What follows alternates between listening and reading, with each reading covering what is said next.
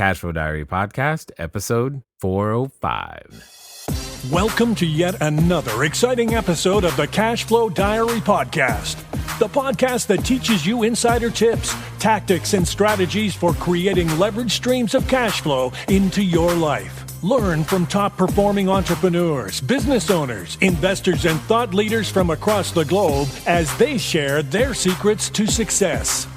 Like what you learn on this and other Cashflow Diary podcast episodes? Go to learninvestingnow.com and sign up to receive powerful tips and information that will help you succeed as an entrepreneur and investor. Now, here's your host, investor, entrepreneur, business owner, educator, speaker, author, and master facilitator of Robert Kiyosaki's cash flow game, Jay Massey.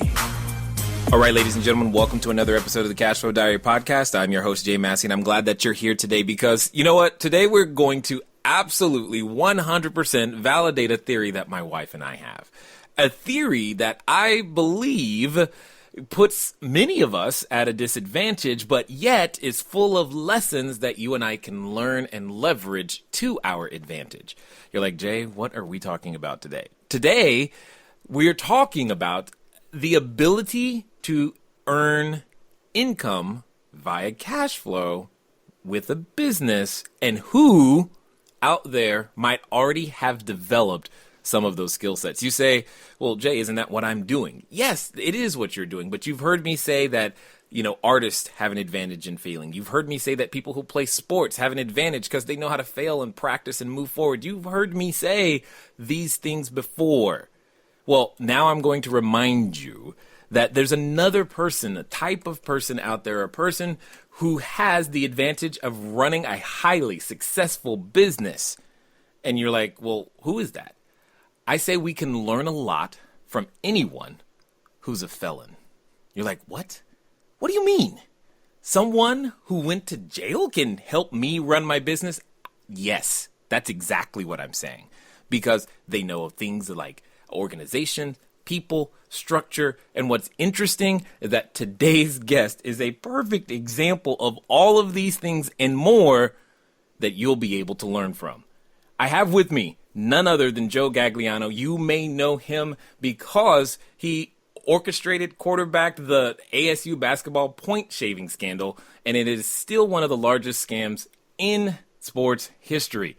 The son of a cop, which is very interesting in and of itself, which tells us there's a lot that we can learn from Joe. So I'm hoping that you are ready to get some of the insides. How does this happen? And more importantly, let's go listen for the message that's greater than the money. Help me welcome Joe Gagliano. Joe, you there? I'm here, Jay. Thank you so much. Man, that was a heck of an introduction. Thanks you for being here. I am glad that you were able to make some time. So this being the first time that you are here, I have to ask you the same question I tend to ask everybody else. Are you ready? I'm ready. All right. I tend to look at today's entrepreneurs a lot like yesterday's superheroes. So, Batman, Robin, Wonder Woman, etc. And I think entrepreneurs and superheroes have a ton of things in common. Chief among them is occasionally as an entrepreneur, we envision ourselves maybe wearing a cape and tights and flying around, saving our customers in various different ways with our products and services. But also, like a superhero, an entrepreneur has a beginning. I mean, if you think about it with Spider-Man, there was a time where he was just, a college kid going to school, taking some photos. And then one day he gets bit by a spider and he has to decide, I've got this new ability. What am I going to do with it? Am I going to use it for good or evil? And more importantly, once all that's said and done, will I be that person that can make a difference? So my question to you is as follows. So before the whole basketball thing, before your businesses, before the things that you have done that you're known for, before family, kids, all this other stuff, my question to you is, who is Joe Gagliano? Wow, that's a loaded question, man, because I've had a crazy journey, and I like the comparison to the superhero thing without the cape and the tights, of course, but but I do get the correlation in what you're saying there. And I'm just a kid. I'm 48 years old, but I consider myself. Oh, you can still be a kid at 48. It's okay. Man, I feel like in my mind, I feel like I'm 20. My body feels like I'm 90. Let's put it that way. Unfortunately am beginning to understand what that means. Age is a crazy thing. Years are a crazy thing. But, man, I've been blessed. And in spite of 2 indictments and being a 2-time felon, man, I'm blessed. And as many ugly things as I could say about my crazy journey, Jay, I'm going to tell you in the depths of my heart, I truly believe that 90% of the world would love to have my problems. I mean, I love it. Man, I've got a wife that's amazing. I've got 4 kids that are just incredible and healthy. I've got a roof over our head. We've got a few bucks in the bank, and I've got a mind that'll let me do some crazy entrepreneurial things and get things done. So, man, I can't complain. I can't complain. Okay, so you said something that was really, really important. First of all, congrats on the wife and the 4 kids. I know exactly what that's like. I have 4 kids, and then we got 2 more dogs. I don't know whose thought. We got 2 dogs too. That's no funny. way. Okay, all right, awesome. So I get all of those things. Here's the question, though. You said something about your mind that allows you to do some crazy entrepreneurial things. I think this entrepreneurial game is a lot of mental, for sure, in coming up with the ideas and finding advantages and being able to examine a marketplace to look for the inefficiencies. This question that I have to ask you is I've got to know, between the things that you've been indicted for and the things that you're building businesses around, what skill sets have been transferable? Because they got to be there. Jay, I think I can answer it like this: is I've been fortunate enough to have the ability to be a creative thinker, a visionary, and wrongly use those talents early on. When I was at the Chicago Board of Trade, I was on the trading floor for many years, and when you're on the Chicago Board of Trade or when you're on any trading floor, you pretty much have 2 vices in the world. You either have a vice of drugs or you have a vice of gambling. Me, I've never used a drug in my life, but never even smoked a cigarette. But, when I was trading and on the floor, I certainly learned how to gamble. So we're all products of our environment, and that's the environment that I was raised with. As you mentioned earlier, my father was a police officer for 18 years in Chicago, came from a great family. We were instilled right from wrong and values. And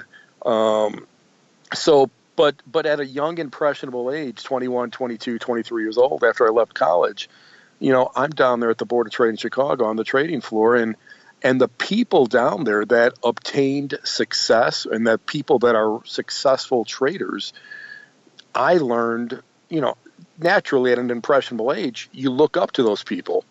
And I looked up to them and soon came to realize that, hey, they weren't really walking the fine line. They were living in the gray areas and everything that they're doing. To be a ethical, honest, successful trader, I mean, in my mind, Jay, is an oxymoron. So I was a product of that environment, that learned early on that success is probably teetering with gray areas. So take that even further with my mindset and my ability to be creative and to be a visionary, because I think I can out-conceptualize just about anyone you put me in a room with. I think I could out-visualize anyone that put me in a room with. I get presented with this ASU thing at the young age of 22 years old, and I just take it to the nth degree. I mean, it's not good enough for me to fix one game and make a few bucks and be under the radar and nobody knows any different. It's not good enough for me just to go to Vegas with a couple $100,000 and double my money. No, I got to do it to the nth degree, because that's how I'm wired. I'm wired in a creative way. I'm wired in a visionary way where if I have a concept, I'm going to run with it to the nth degree. Yeah, I can get that. I mean, if you're going to be anything, be the best at it. Totally understood. That's exactly it. I just chose the wrong thing to be the best at the wrong time, and and greed just kind of bit me in the butt and kicked me hard, and one or two games should have been the end of it. And, I'm not saying it was right or wrong in any way, shape, or form, Jay, but I'm saying one or two games, it could have made a boatload of money and should have been the end of it. But greed kills. Understood. Greed kills, and you go after game 3, and game 3 was easy, and then you go after game 4. And at that point, loose lips kind of sink ships, I guess. And everyone and their brother knew about it, and that's how we got in trouble.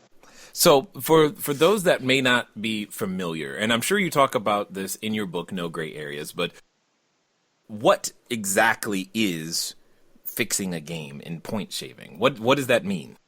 Well, in pretty much any sporting event, there's a betting line, Jay, and the betting line is meant for bookmakers and sports books to be able to get action from the public on each side of the team. So let's say the Bears are playing the Packers, for example, and the Bears are a 6-point favorite, that 6-point number is meant to balance out action for both sides. So half the people would like to bet the Bears and the other half the people would like to bet the Packers, ideally. And that's how bookmakers make money. Bookmakers make money by charging for an opinion. They charge 10% for an opinion. That's how Vegas makes money. Everyone has an opinion, and Vegas just capitalizes on it. So it's the same thing when you're looking at point shaving. So in my particular instance, the first game was Arizona State versus Oregon State. Arizona State was a 13-point favorite. So I approached the leading scorer and the point guard for the team, Steven Headache Smith, along with the other guard for the team, Isaac Burton, and said, hey, okay, I'm going to pay you $50,000 a game, and I don't care if you guys win or I don't care if you guys lose. Just don't win the game by more than 13 points. In fact, what I told him was I told him it had to land on 6 on the first game. And sure enough, it landed on 6, because at that point, if they won by – I can't lose the game. I can't lose my bets unless they win by more than 13 points. And so if you have the leading scorer on the team, if you have the guy that has the ball pretty much in his hands most of the game and dictates the entire tempo of the game, you pretty much can control an outcome of a game. You pretty much can control whether you're going to win by 2 or whether you're going to win by 13. Wow. Okay. Got it. Well, hopefully that made enough sense. Well, here's what I'm thinking. I'm thinking about the skill set required to make that happen and how That's it right. transfers. Because that's the lesson for us as entrepreneurs is, while yes, this skill set is being used in a fashion that we don't want to do, the question is let's look at the skill sets that you did use and how we as entrepreneurs can figure out, well, maybe that's a skill set that I need. So what would you say would be some of those skill sets that it takes to be able to do and to actually execute, we'll call it, this strategy? Well, gosh, I certainly want to be careful not to talk about a strategy like this as being a successful strategy that other people should try to emulate. But agreed. But I do agree with you, Jay, in saying that there is certainly a skill set involved, and the way I bet games 1, 2, and 3, using because there's a fine way where a betting line moves. A betting line moves. And that betting line number moves according to monies that are bet. So when you bet more monies and you're above a radar and you're on people's radar, that betting line will move. Well, the last thing you want to do when you're doing something like this is to be on anyone's radar. So, I used 32 plus hotels in Vegas. You can't really bet over $10,000, $9,900 at any one time, because you're going to sign CTRs, which is currency transaction reports, and then you're going to be on the government's radar. I used 15 different bookmakers in the Midwest and on the East Coast, and just really did it that way to spread the action all around. So really nobody got any wiser to what you're doing. But yeah, there was an art to doing that. There was an art in delegating certain things. There was an art in making sure that the overall vision of what I was trying to accomplish got actually in place the way it needed to get in place. So, man, there was a skill set to it. And a lot of people, it's funny you say that, Jay, because a lot of people that have reviewed the books, I think there's 500-600 reviews out there online, different blogs and Amazon and so on. A lot of people say that, give me credit for for being a successful businessman and to being able to compartmentalize certain things and drive certain things home. But I mean, I just don't think of it that way. I never have. Totally understood. Totally understood. How do you think of it? Boy, I think of it as just something that I'm just able to do. Whereas when I applied my talents to the proper channels, I've obtained great success.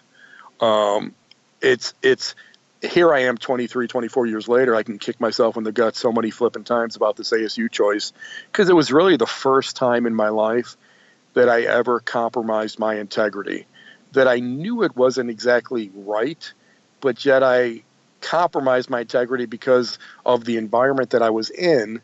I didn't think it was all that wrong. Where now later on in my life, here I'm 48 years old, Jay, and I look at it like, that's BS, Joe. There is no shade of gray that's acceptable. Things in life are either right or wrong or black or white. So that was really how I crafted the book and the message behind what I put in the book. There's 24 chapters in the book, and 8 of it talk about the never before learned details of the ASU thing and the money and how the bets were made. And people always have been fascinated with that because so many people have asked me to sell the rights or tell them the story or do movie deals or book deals. And I've never agreed to any of that stuff in the past. But I wanted to write this book so it has a lesson behind it, a lesson about life choices and a lesson about consequences of those life choices. And you know what? I want to talk about those life choices in a second, or the concept of life choices in just a moment. However, I want to highlight something. You said 22 hotels, 15 bookmakers, lots of delegation. I'm assuming there was, quote unquote, people on your team who helped execute this vision. There's no way you did all of that communication on your own.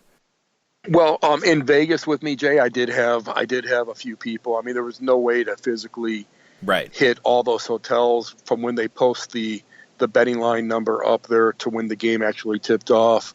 So I did have a couple people out there with me that I gave duffel bags full of money to, and they went to different hotels and gave me back the tickets. But everything with the bookmakers and with the players themselves, I mean, that was me. I quarterbacked all that stuff. Yeah, and I get that. But what I'm saying, what the point that I'm hitting at is that oftentimes as an entrepreneur, we have to lead an organization and get people to do things when they say they're going to do them. And in your case, there's only a small window of time to actually execute, and there's no time there's no room, there's very little margin for error in order to make things happen. Yet, as an entrepreneur, oftentimes we can go, well, I just need one supplier who can get me through to get my product to market. Or I just need one, in today's world, I just need one web server. Yeah, I don't need a backup. But I'm guessing, 22 different hotels says there's a backup. There's a backup for the backup. Well, there's certainly a plan. There's certainly a plan to execute. And just like, hey, you could be a lucky entrepreneur that's going to kind of step on the proverbial horseshoe and just get lucky with what they're doing. Or you could be an entrepreneur that's going to have a skill set that's going to require some planning and some vision and how to execute that plan. Me, I'm a quasi mixture of both. I believe in a lot of impulse. I believe in a lot of instinct, and I could adjust pretty quickly on the fly when things don't necessarily go my way. But I'm also one that puts a plan in place. Yeah, and that's what I was listening to, and that's what I heard, and yet your plan seems to be way more detailed in a lot of ways than what other plans that many entrepreneurs might have today. But you mentioned something about life choices, and that's something that I really wanted to key in on. Life choices in the sense that there are many of us right now who are listening to you and I.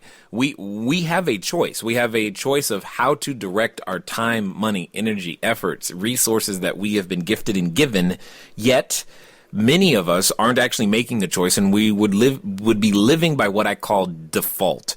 So I guess my question to you is, when all this was going down, let's compare, the Joe of yesteryear versus the Joe of today. And which one would you say was living by default? And would you say now that you are today living more by a conscious decision of choice and direction? All right, everybody. Thanks for listening, and I'm glad that you are enjoying what you are hearing thus far. But here's one of the things that's really important.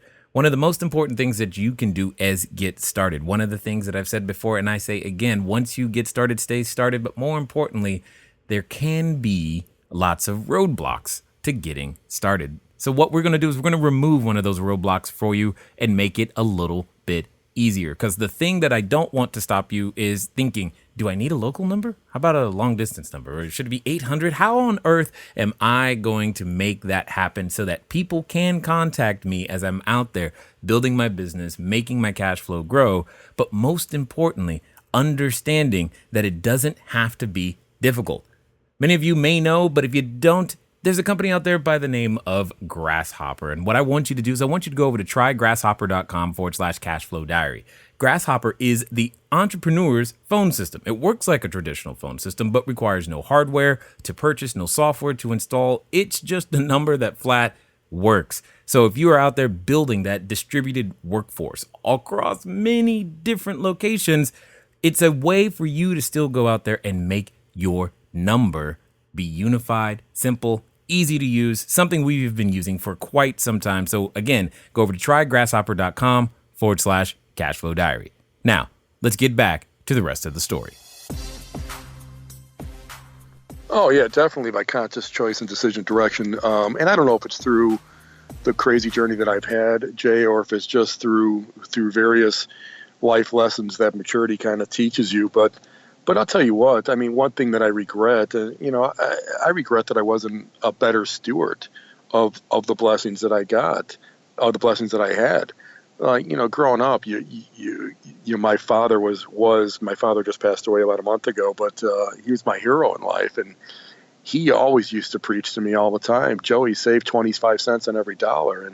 And I used to shrug it off like, hey, God, what does this old man actually know?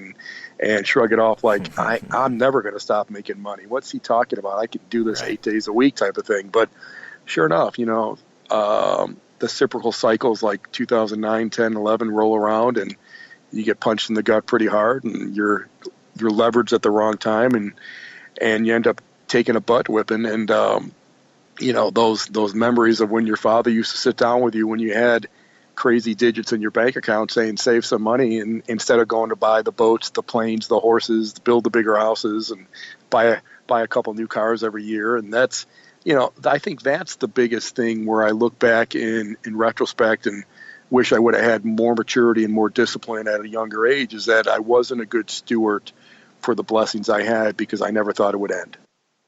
Now, that euphoria that you're talking about never thinking that the business is going to never end, it's always going to be this way, I think that's very common for every entrepreneur. There's so many of them who probably are nodding their head right now as they're listening and driving down the highway going, yeah, I've had that feeling, especially those that were in the real estate market going, yeah, I remember what that was like, but that it did not.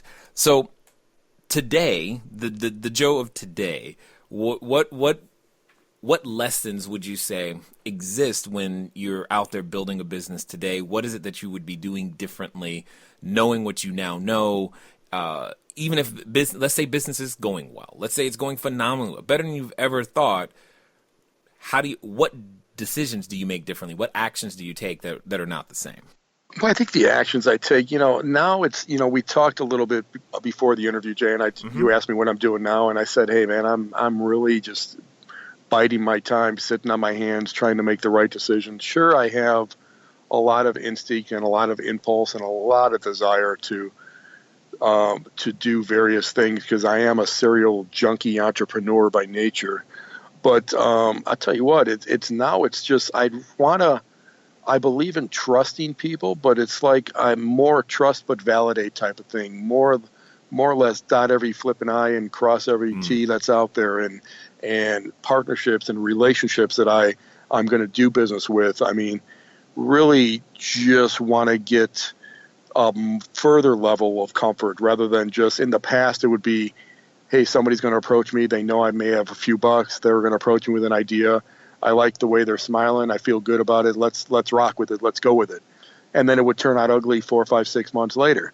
Where I think now it's like I'll pump the brakes a little bit and kind of validate more and do a little more research in the situation and realize that there's only so many hours of the day. I mean, to balance family and to balance your kids and being a father and a husband with business is a monumental task. Yeah. So it's like there's only 24 hours in a day, Jay. I've noticed so that. if I'm going to enter and give my time to somebody, I want to make sure it's worthwhile. Just like me sitting here and devoting 45 minutes with you on an interview, I'm convinced and actually convicted in my heart that the message that this book puts out, the message that we're doing with the movie, the message that I'm doing when I speak with young, impressionable athletes is so flippin' strong. It's a roadmap for life. It's a roadmap in life when these kids are 15 to 21, 22 years old and they're impressionable and they could zig, but maybe they should zag. Or if they get 1 degree off center at an early age, by the time you're my age, man, you're way the heck off center. You're never going to get back there. So for me to give time to talk about the book, to talk to various people like yourself and do interviews and doing what I'm doing, I'm telling you from the depths of my heart, it's not to sell books. I can care less about selling books. It's about putting a message out there that I think other people can learn from the painful journey that I've endured. And it's been flipping painful, man. I can't even sugarcoat it. To be branded a 2-time felon and to have to tell your 4 kids that you're going away to prison, it's painful. Yeah. I mean, it's not necessarily something that you're ever going to escape, but in this particular case, you're beginning it. You've embraced it in a completely different fashion. But go ahead. Well, the thing of it is that the information age is just so powerful. Right. I mean, so powerful. My oldest daughter is 21 years old and dating a great kid. Family's pretty successful out in Southern California. They Google my name. They think I'm the flipping devil. They think I'm the devil. So the information age is so powerful. That's where it gets into consequences of life's choices. You look at these young kids that are on social media, and what does it take for a 19, 20-year-old girl that's going to college and doing well with herself and has aspirations, but to post a mediocrely, scantily clad picture of herself? But then, as an impressionable 19, 18-year-old kid, she posts a picture of herself, but then 10 years later decides to run for public office. Right. And that picture's out there on the internet. Yep. So people don't think about the consequences of those seemingly innocent choices. Well, yeah, and I'm not even going to begin to add to what you're saying, because I know exactly the pain of the wrong perception that can be had from social media. But I have a question for you, because I've had the privilege of working with our men's national junior USA basketball team, and for the very same purpose that you were talking about, is trying to get them, going in the correct direction, because many of these kids, they're going to be in the NBA. They're going to go pro because they're that good, and that's what's going to happen. But trying to plant the right ideas of what to do with the money that they're going to earn and be thrown at them, and all those types of things as early as humanly possible. I guess my question to you is,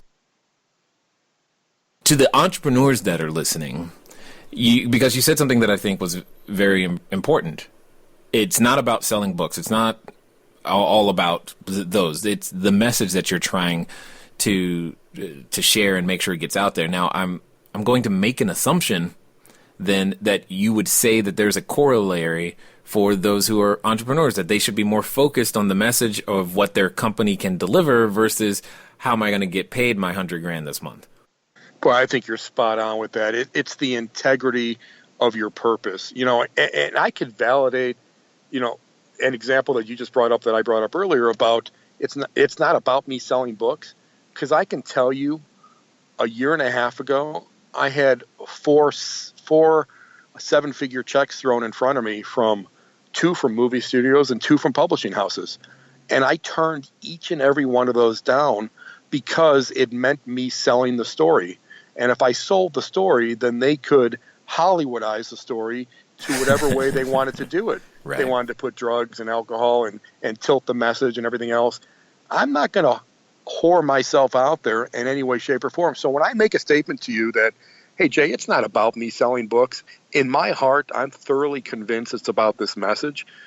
That comes from experience, because my experience is that when you focus on just the dollar, the integrity is always going to get compromised. When you focus on the integrity, the money always seems to follow. Yeah. So that's it. It's funny how it kind of goes 180 or it went 180 in my mind. I mean, when I was in my younger days, I mean, everything was about how many dollars were behind it. What am I going to do for the dollars behind it? If it was gray or if it had questionable integrity, it's like, okay, let's do it. But now it's like, I don't want to go anywhere near it. It's interesting how that can indeed change, because you're just speaking of, it just sounds like you had all of these amazing skill sets, and being in the wrong environment just made it really easy for you to use the skill sets in an improper fashion. So I have to ask this question. How important would you say something like a mentorship would be for other entrepreneurs who find themselves like, look, I feel hyper talented, but the environment that I'm in isn't necessarily lending itself for me to express what it is that's inside, so that I can actually be of value and service to, fellow man or the community or the marketplace at large? Well, the environment's very important, because as I said earlier, we're all a product of our environment. And I also believe in some type of mentoring as a vital part of growth. But I will say this, and I'll say it candidly, man, we are all flawed in some capacity. There is no one out there that somebody should completely try to emulate, because we're all jacked up in our own ways. You say that again. So, I mean, you might have someone that's got tremendous business ethics, but they're a piss poor family man and a horrific, husband, right. or wife. Right. So it's very challenging to find someone that has balance and does the right thing all the way across the board. So I believe in mentorship, and I believe that there's a lot of guidance that people can give younger, impressionable people that are working their way up and trying to figure their way out through life. But just be selective and realize going into it that, hey, everyone's jacked up. Yeah, totally. But I think what you're saying lends itself to, the title of the book in and of itself, and when you go no gray areas, I'm kind of curious though to understand why you titled it that way. It feels like there's a message even just within that. Well, because there's several choices that I documented throughout the book, choices that I knew going into it that it probably would not end up great, but yet it provided instant gratification for me.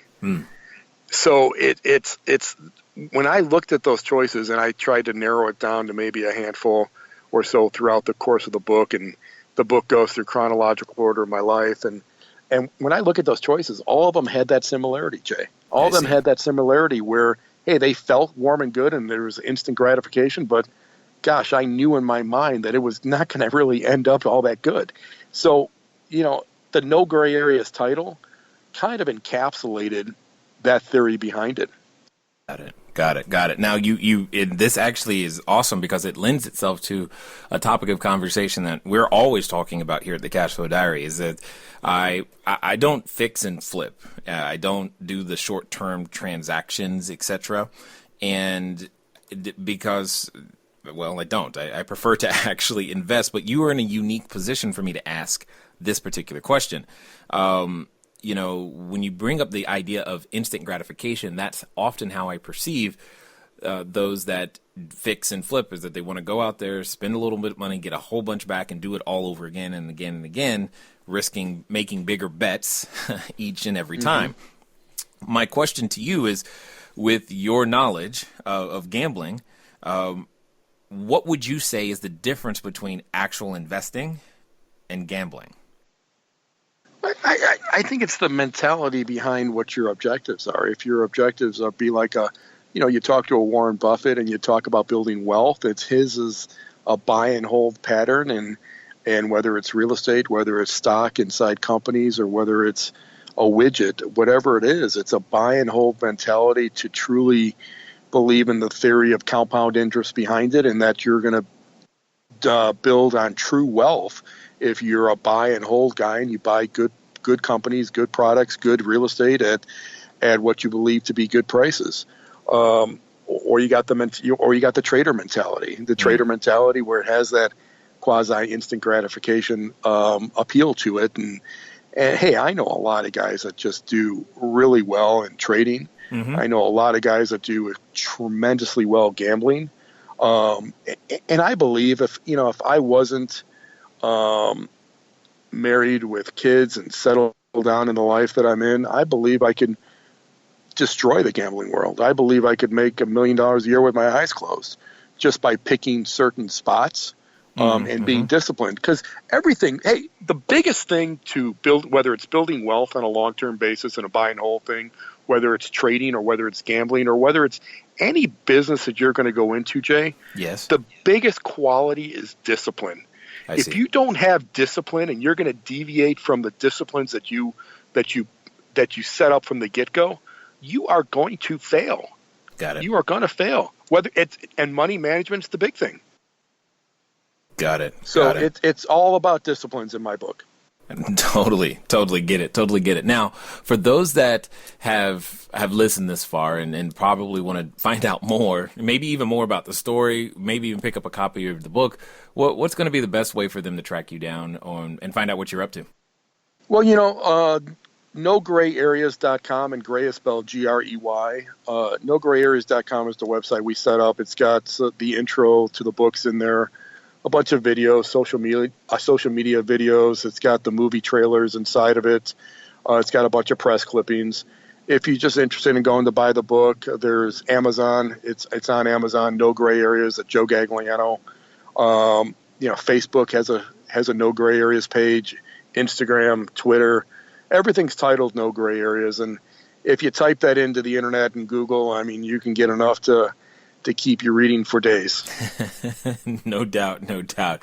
So as we finish up here, I have a final question for you. Let's pretend that someone listening, they're standing in front of what I would call the superhero outfit store. They're going, man, I want to give this entrepreneur thing a try. Yet, in the back of their mind, they have this voice. And I know you've done battle with this voice. It's that voice that comes up anytime we say we're going to go do something great. It reminds us of all the failures we've had in the past, the things that we've never done. And for some people, they're even related to that voice. So my question to you is as follows. Let's pretend for a second that the person listening is actually going to follow through and do exactly what you suggest. And they're going to do so in the next 24 to 48 hours. What would you tell them to do? Put a plan in place and stick with it. Just don't deviate from it. Trust your gut, trust your instincts, validate others, validate your documents, validate your decisions, but just put a plan in place. Don't go into it knowing that you're going to have to shift on the fly a little bit, and that's great, but put a plan in place where you believe is the pathway to success. And don't deviate from it, and don't compromise your integrity because you think there's more rewards on the other side. Because once you compromise your integrity in the marketplace or in life in general, you're done. You're done. Warren Buffett says it takes 20 years to build a reputation, 5 minutes to lose it. So you compromise your integrity, especially in the business world, you're done. So put the plan in place, a plan that you're going to stick with, and a plan that has integrity behind it. Nice and well said. Well, I definitely want to take the moment to say I appreciate all that you're doing. I appreciate the message that you're giving, and the fact that you're taking your most valuable asset, time, and investing that in other people so that they can learn the lessons that you've paid full price for. So thank you for sharing your knowledge, insight, and wisdom here with us today at the Cashflow Diary. Hey, Jay, I really do appreciate the time, buddy. Anything you need from me moving forward, you've got my number. Don't hesitate to give me a call. All right, ladies and gentlemen, you know what time it is. It's time for you to move at the speed of instruction. What does that mean? That means nograyareas.com, because you know from the short time we've invested today, you've produced a return. If you want a greater return, feel free to pick up a copy of the book and live the lessons vicariously through his words. Here's the thing. I hope that you heard that. Put a plan in place. Stick with it. Believe. You don't have to prove the plan. You're going to prove the plan, but also stay flexible with the plan, because at the end of the day, until you go out there to start putting things into the marketplace, you don't know what's going to happen. But I know this. If you do nothing, your greatness never gets a chance to shine. It's been fun talking to you guys today. I look forward to talking to you soon. Until next time.